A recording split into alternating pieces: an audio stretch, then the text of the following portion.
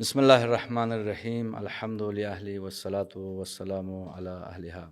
ناظرین محترم، نہج البلاغہ کلمات قصار نمبر 46 پہ آج گفتگو کریں گے۔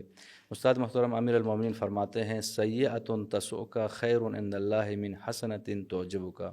وہ گناہ جس کا تمہیں رنج ہو اللہ کے نزدیک اس نیکی سے بہتر ہے کہ جو تجھے خود پسند بنا دے۔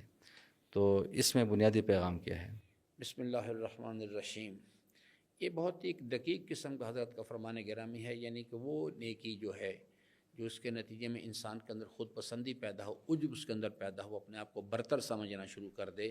وہ اس گناہ کے مقابل میں وہ گناہ زیادہ بہتر ہوا کرتا ہے جو انسان کے اندر احساس ندامت پیدا کرے، شرمندگی پیدا کرے۔ تو اس کے اندر اس کا مطلب ہے کہ یعنی گناہ اور بنیادی طور پہ جو نیکی ہے یہ بنیادی طور پہ میٹر نہیں، اس کے آفٹر ایفیکٹس میٹر کرتے ہیں جا کے، کہ انسان جو ہے اللہ تبارک و تعالیٰ نے اپنے بندے کے لیے اس کو بے شک کمالات دیے، لیکن اس کے لیے بندگی کا مقام پسند کیا ہے، اور کبریائی جو ہے صرف اللہ تبارک و تعالیٰ کے لیے۔ اگر ایک انسان جو ہے اس کے اندر یہ خرابی یہاں سے شروع ہوتی ہے کہ کانسیپٹ کلیئر نہیں ہوتا، انسان کی میں ختم نہیں ہوتی، اور اس کے نتیجے میں جب انسان جو ہے کوئی نیک عمل انجام دیتا ہے، صدقہ دیتا ہے، خیرات کرتا ہے، نماز پڑھتا ہے، نماز شب پڑھتا ہے، تو وہ نیکی اس کے اندر ایک اس میں کو اوپر مزید مضبوط کرتی ہے۔ اس کے اندر ایک یعنی کہ میں نمازی ہوں، میں حاجی ہوں، یا میں نے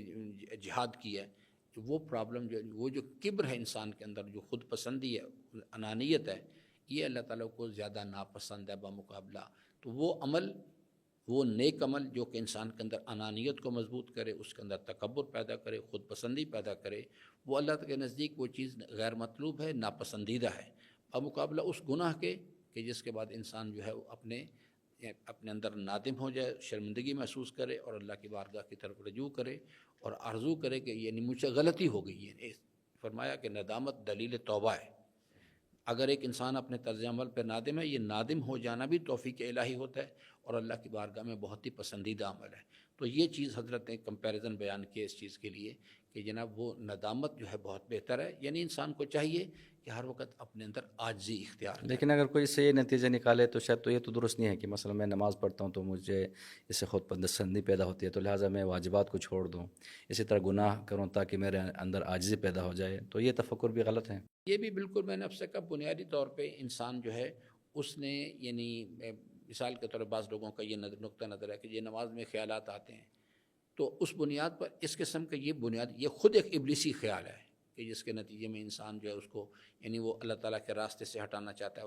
یعنی واجبات سے مستحبات کی طرف، مستحبات سے مکروہات کی طرف انسان کو ایک گریجول پروسیس کے اندر انسان کو ڈیریل کیا جاتا ہے۔ تو بنیادی طور پہ جو چیز ہے کہ انسان نے واجبات ہر صورت میں ادا کرنے ہیں، کسی اپنے جو اگر مرض ہے خود پسندی کا، اس کا ایک علاج ایک علیحدہ چیز ہے، لیکن اس یعنی بنیاد پر ایک انسان اپنے واجبات کو ترک نہیں کر سکتا۔ یہ بنیادی اصولی مسئلہ ہے۔ اور عاجزی کے لیے گناہ کرنا یہ بھی جائز نہیں ہے۔ عاجزی کے لیے کہ جیسے میں نے گزشتہ گفتگو میں مثال بھی دی تھی کہ اس خاتون نے اس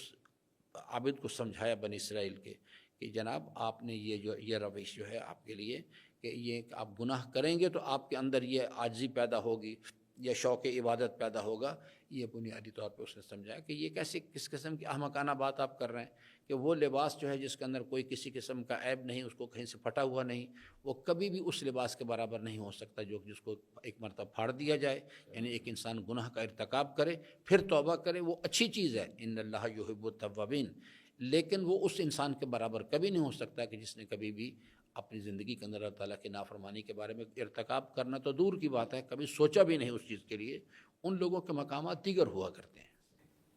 تو ناظرین محترم، امیر المومنین کے اس فرمان گرامی میں جو بنیادی پیغام یہ ہے کہ انسان کے لیے عاجزی بڑی اچھی چیز ہے اور خود پسندی انسان کو تباہ کرتی ہے۔ خداوند عالم ہم سب کو قرآن و اہل بیت کی تعلیمات پہ عمل پیرا ہونے کی توفیق عطا فرمائے۔